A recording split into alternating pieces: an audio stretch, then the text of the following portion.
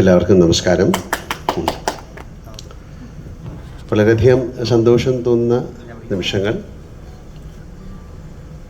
ഇതിലേറ്റവും ശ്രീകാർക്കായിട്ട് ഞാൻ ചോദിക്കാറുള്ളത്, വളരെയധികം ഭാഗ്യം വേണ്ട ഒരു കാര്യം എന്ന് പറയുന്നത്, ഈ സിനിമ ഇത് ഫിലിമിലാണ് ഷൂട്ട് ചെയ്തിരിക്കുന്നത്.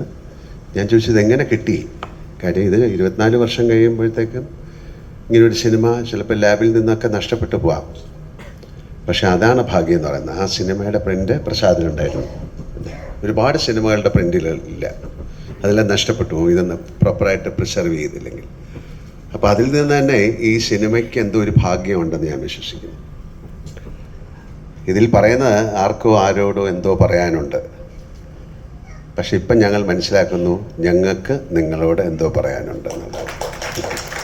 ഈ സിനിമ അത്രയും എനിക്ക് ഏറ്റവും ഇഷ്ടപ്പെട്ടൊരു സിനിമകളിലൊന്നാണ്. ആസ് ആൻ ആക്ടർ ഇപ്പോഴും ഞാൻ ഇടയ്ക്കിരുന്ന് ഇതിൻ്റെ സിനിമകളിലെ പാട്ടുകൾ കാണാറുണ്ട്. എന്തൊരു മഹാനുഭാവലു ആയാലും മറ്റു പാട്ടുകളൊക്കെ ഞാൻ കാണാറുണ്ട്. ഇതിലെൻ്റെ കൂടെ അഭിനയിച്ചിരിക്കുന്ന ആൾക്കാരെ ഞാനിപ്പോൾ ഓർക്കുകയാണ്. ജയപ്രദ, വിജയലക്ഷ്മി നല്ല മുരളിച്ചേട്ടൻ, മുരളി, ഒരുപാട് പേര്, അവരെയൊക്കെ ഞാൻ ഓർക്കുന്നു. എന്തുകൊണ്ട് ഈ സിനിമ ഓടിയില്ല എന്ന് പറഞ്ഞു കഴിഞ്ഞാൽ, ഇപ്പോൾ അദ്ദേഹം പറഞ്ഞ പോലെ ഇത് കാലം തെറ്റി വന്ന സിനിമ എന്നൊന്നും പറയുന്നില്ല.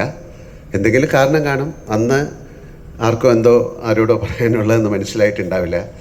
തീർച്ചയായിട്ടും ഞാൻ ശിവയോട് ചോദിക്കായിരുന്നു, നമുക്ക് ഒരു സിനിമ ഒരു പക്ഷേ മറ്റ് സിനിമകളുടെ കൂടെ ഇറങ്ങിയത് കൊണ്ടായിരിക്കാം, അല്ലെങ്കിൽ ആ സിനിമയുടെ ഒരു പേസ് ആൾക്കാരിലേക്ക് എത്താൻ സാധിക്കാത്തത് കൊണ്ടായിരിക്കാം.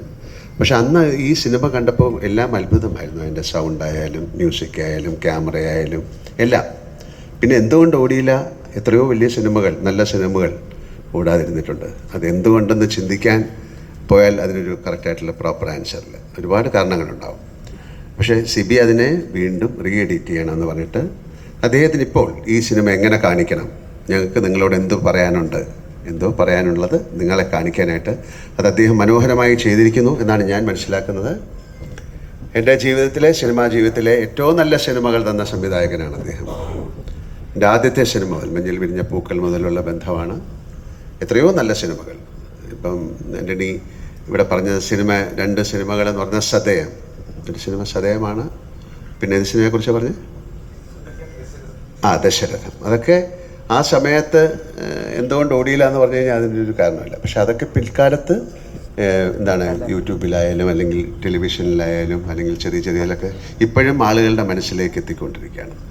അപ്പോൾ അങ്ങനെ ഒരു സമയത്ത് ഇങ്ങനൊരു തോട്ട് ഉണ്ടായ ആ ഒരു ചിന്ത ഇത് തോന്നിപ്പിച്ച ആ ദൈവത്തിന് ആദ്യം നന്ദി പറയണം, അല്ലേ? ഇങ്ങനൊരു സിനിമ ഇത് വീണ്ടും നിങ്ങൾക്ക് ഇത് ആളുകളിലേക്ക് എത്തിക്കാൻ സാധിക്കുമെന്ന് ചിന്തിച്ച ആ മനസ്സിന് നന്ദി പറയുന്നു.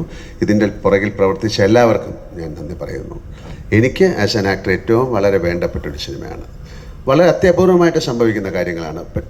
ഹിന്ദി സിനിമകളൊക്കെ വീണ്ടും ബ്ലാക്ക് ആൻഡ് വൈറ്റ് സിനിമകളൊക്കെ എടുത്ത് കളർ ചെയ്തൊക്കെ വീണ്ടും കാണിച്ചിട്ടുണ്ട്. പക്ഷെ അതുപോലല്ല ഇവിടെ പ്രോപ്പറായിട്ട് ഒരു സിനിമ അല്ലെങ്കിൽ അതിൻ്റെ ഫിലിം സൂക്ഷിക്കുക അങ്ങനെയൊക്കെയുള്ള കാര്യങ്ങളില്ല. കാര്യം പല ലാബുകളും ഇപ്പോൾ ഇല്ല, അതൊക്കെ മാറിപ്പോയി. ഇവിടെയൊക്കെ വലിയ കെട്ടിട സമുച്ചയങ്ങൾ വന്നു. അപ്പോൾ അതിലെ ഒരുപാട് സിനിമകളുടെ പ്രിൻ്റൊക്കെ നഷ്ടപ്പെട്ടു പോയി, എത്രയോ സിനിമകളുടെ. പക്ഷേ ഇത് അവിടെ ഇരുന്നത് വീണ്ടും ഈ സിനിമ കേരളത്തിലെ പ്രേക്ഷകർ അല്ലെങ്കിൽ ലോകത്തിലുള്ള മലയാളികൾ കാണണം, അല്ലെങ്കിൽ മറ്റു ഭാഷയിലുള്ള ആൾക്കാർ കാണണം എന്നുള്ള അതിൻ്റെ അകത്തുള്ളൊരാഗ്രഹം ഈ സിനിമയ്ക്കുണ്ടെന്ന് ഞാൻ വിശ്വസിക്കുന്നു. അപ്പോൾ സിയാദ്ക്കയുടെയും എൻ്റെയും അല്ലെങ്കിൽ സിബിയുടെയും ഇവിടെ ഇരിക്കുന്ന എല്ലാവരുടെയും, ഇതിൽ പ്രവർത്തിച്ച എല്ലാവരുടെയും ഒരു ആഗ്രഹവും സ്നേഹവും ആ സിനിമയിൽ ഉണ്ടായിരുന്നത് കൊണ്ടാണ് അത് വീണ്ടും നിങ്ങളുടെ മുന്നിലേക്ക് എത്തുന്നത്. ആ സിനിമയ്ക്ക് എല്ലാ ഭാവുകങ്ങളും ഞാൻ നേരുന്നു. ഞാനും അതിൻ്റെ ഒരു ഭാഗമാണ്. എന്നാലും എല്ലാവിധ ഭാവുകങ്ങളും ആ സിനിമയ്ക്ക് ഉണ്ടാകട്ടെ. നല്ല നല്ല സിനിമകളുണ്ടാകട്ടെ. അത്തരം സിനിമകൾ കാണാൻ നല്ല പ്രേക്ഷകരുണ്ടാകട്ടെ. ആ സിനിമകളിലൊക്കെ അഭിനയിക്കാൻ ഞങ്ങൾക്കും ഭാഗ്യം ഉണ്ടാകട്ടെ. Thank you very much.